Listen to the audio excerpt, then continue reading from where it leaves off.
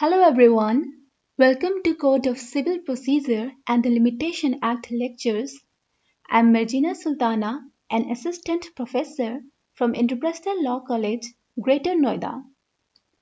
In this video, we will study Res-Judicata under CPC.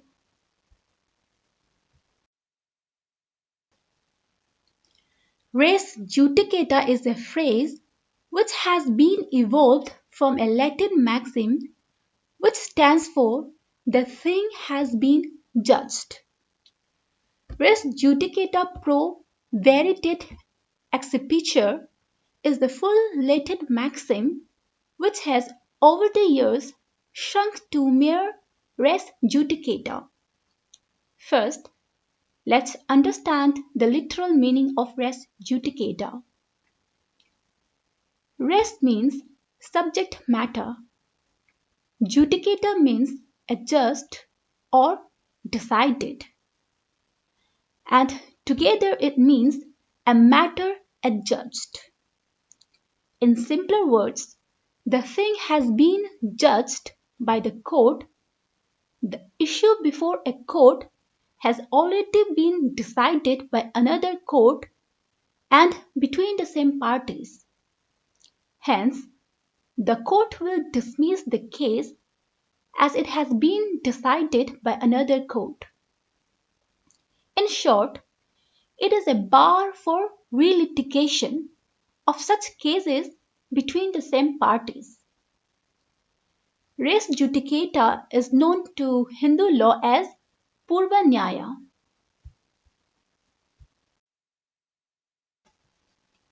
Section 11 of the Code of Civil Procedure deals with the doctrine of res judicata.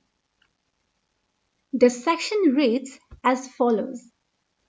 No court shall try any suit or issue in which the matter directly and substantially in issue has been directly and substantially in issue in a former suit between the same parties or between parties under whom they or any of them claim litigating under the same title in a court competent to try such subsequent suit or the suit in which such issue has been subsequently raised and has been heard and finally decided by such court.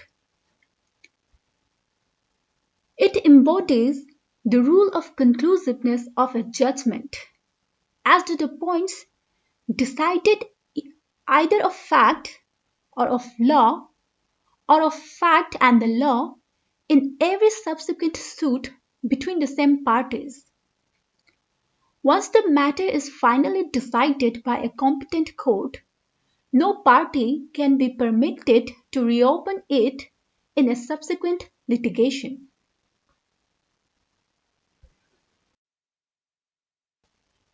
Illustration: A sues B for damages for breach of contract. The suit is dismissed. A subsequent suit by A against B for damages for breach of the same contract is barred. Here, A's right to claim damages from B for breach of contract having been decided in the previous suit, it becomes res judicata and cannot therefore be tried in the subsequent suit. The reason being that P cannot be vexed twice for the same cause, that is, for the same breach of contract in this case.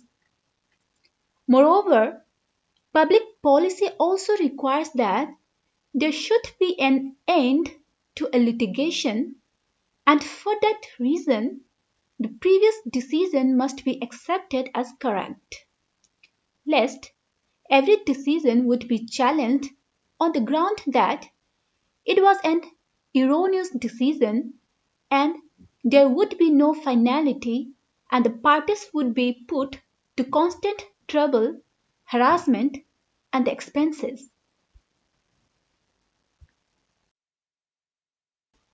The doctrine of res judicata is based on three Roman maxims.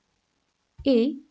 nemo debet lis vexare pro idem causa, which means no man should be vexed or annoyed twice for the same cause.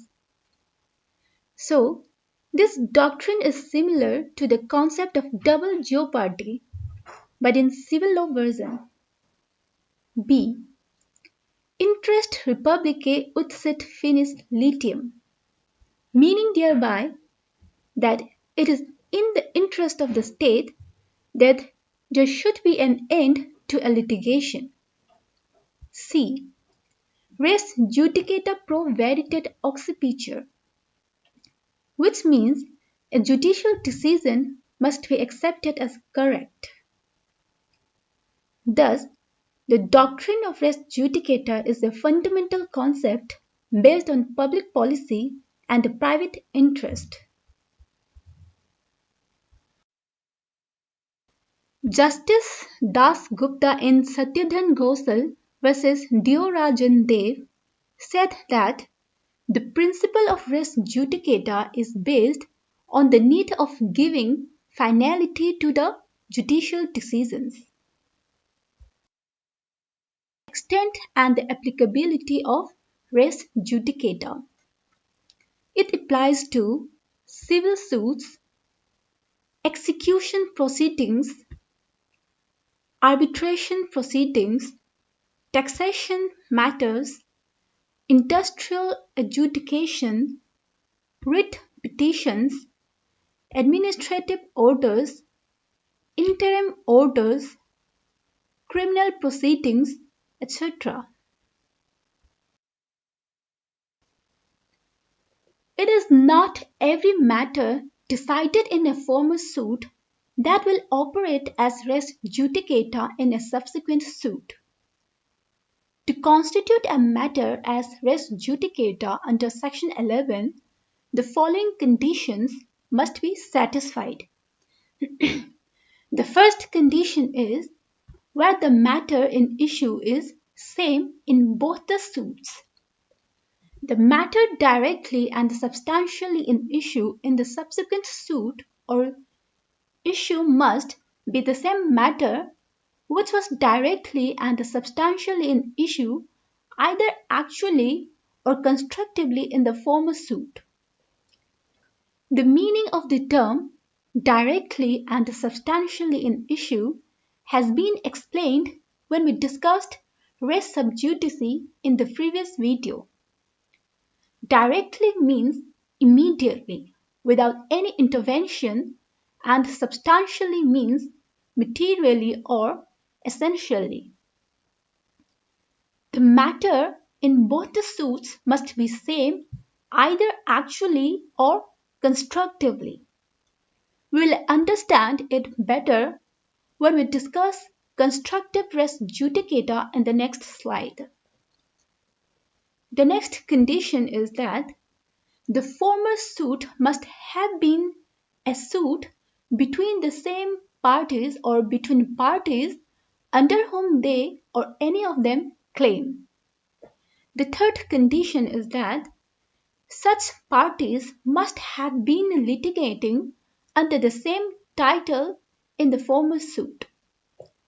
The fourth condition is that the court which decided the former suit must be a court competent to try the subsequent suit or the suit in which such issue is subsequently raised.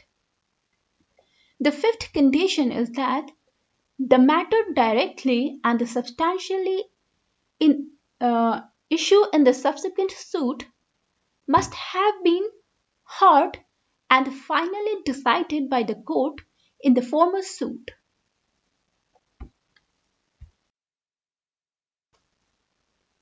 The rule of constructive res judicata is engrafted in Explanation 4 to Section 11 of the Code. It is an artificial form of res judicata. Explanation 4 provides that any matter which might and ought to have been made ground of defense or attack in such former suit shall be deemed to have been a matter directly and substantially in issue in such suit. It provides that if a plea could have been taken by a party in a proceeding between him and his opponent, he should not be permitted to take pleas against the same party in the subsequent proceeding with reference to the same matter.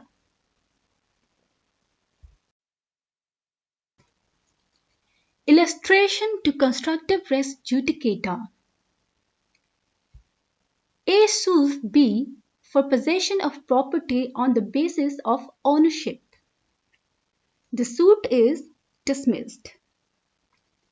A cannot thereafter claim possession of property as mortgagee as the ground ought to have been taken in the previous suit as a ground of attack, because it is opposed to the public policies on which the principle of res judicata is based.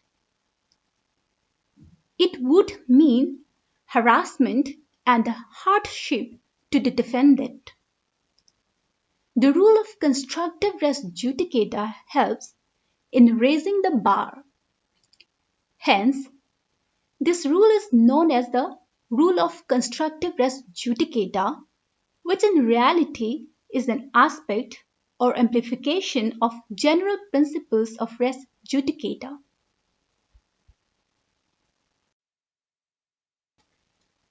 The test to apply Section 11 is whether the second suit could have been decided by the first court. If the answer to the question is in affirmative, the decision will operate as res judicata.